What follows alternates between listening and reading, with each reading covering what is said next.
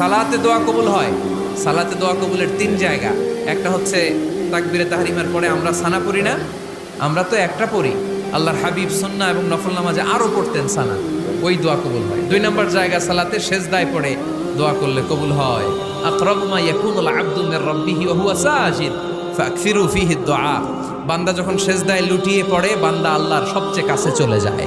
তা কিন্তু বিশ্বনবী বলে, সেজদাটা তোমার রবের কুদরতি পায়ের উপরে পড়েছে। সেজদায় পড়ে দোয়া করেন।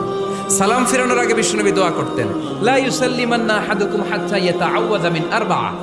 আল্লাহর হাবিব বললেন, 4 জিনিস থেকে পানাহ না আছে আমার কোন উম্মত যেন সালাম না ফিরায়। তারা যেন পড়ে, আল্লাহুম্মা ইন্নী আউযু বিকা মিন আযাবিল কবর, আউযু বিকা মিন আযাবি জাহান্নাম, আউযু বিকা মিন ফিতনাতিল মাহইয়া ওয়াল মামাত, আউযু বিকা মিন ফিতনাতিল মাসিহিদ দাজ্জাল। আল্লাহ কবরের আযাব থেকে বাঁচাও, আল্লাহ জাহান্নামের আগুন থেকে বাঁচাও, আল্লাহ জীবন